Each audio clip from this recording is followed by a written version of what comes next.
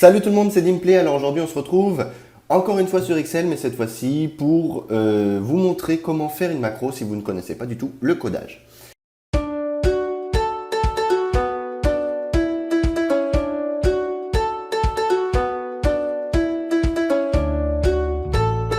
Alors on va commencer par afficher ce tableau Excel que j'ai téléchargé gratuitement sur internet qui s'appelle modèle comptabilité domestique au format Excel. Vous le trouverez le lien dans la description de la vidéo, si jamais je le retrouve, parce que c'est pas dit que je le retrouve. Donc alors on va commencer. Tout simplement, à quoi consiste la vidéo? La vidéo va consister en gros à ne pas coder du tout de vos mains. En gros, c'est ce qu'on appelle un enregistreur de macro qui va vous permettre d'automatiser vos tâches sans avoir à coder la tâche. Alors déjà, je vois que mon tableau Excel est en mode de comptabilité. Je vais remédier au problème de suite.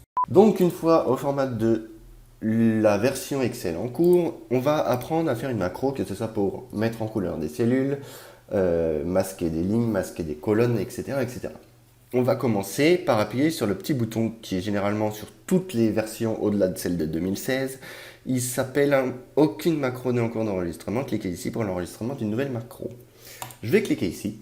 Et là, on va appeler notre macro cacher colonne. Vous pouvez mettre des espaces, il fera en sorte de mettre l'underscore ici. Il n'y a pas de souci. Ah si, il s'en fout pas en fait. Donc là, il est en train d'enregistrer tous les mouvements que vous êtes en train de faire. Donc admettons, je veux, hop, masquer cette ligne-là, arrêter, appuyer de nouveau ici, afficher colonne, hop, pour l'afficher, j'arrête la macro. Et quand on va dans développeur, visualiser le code, ça ne nous intéresse jamais, module 1, ici, nous avons les deux actions que nous venons de faire. Donc vous pouvez supprimer les commentaires en trop. Donc là, ça affiche les colonnes et ça les cache. Donc là, si je mets un petit bouton, ça, il n'y a pas besoin d'être sorti de Saint-Cyr pour mettre un bouton. Afficher colonne et mettre un second bouton pour cacher les colonnes. Toujours dans ce classeur, parce que si vous avez deux classeurs ouverts, il va les exécuter dans les deux classeurs et ça risque d'être très problématique. Donc là, si je fais cacher, ça va me les cacher. Si je fais afficher, ça va me les afficher. Tout comme on lui a tout comme on lui a dit de faire. Effectivement, c'est relativement simple de faire des macros comme ça. J'ai hop. De nouveau, on va supprimer tout ça et on va recommencer pour les couleurs. Cette fois-ci pour mettre la couleur en dégradé. Ça aussi, c'est très intéressant à savoir puisque c'est très compliqué à faire. En tout cas, en codage manuel. En codage automatique, vous cliquerez là, mettre couleur, sans espace cette fois. Et ici, je vais faire format de cellule, remplissage. Ici, je vais mettre en vert, n'importe quoi. Motif et texture, pardon. Ici, en vert. Diagonale haut, OK. Oh, c'est magnifique. Et vous arrêtez la macro. Donc là, je vais remettre à blanc la cellule, donc aucun remplissage. Je vais voir ce que donne ma macro, tout en y assignant un bouton, mettre en couleur.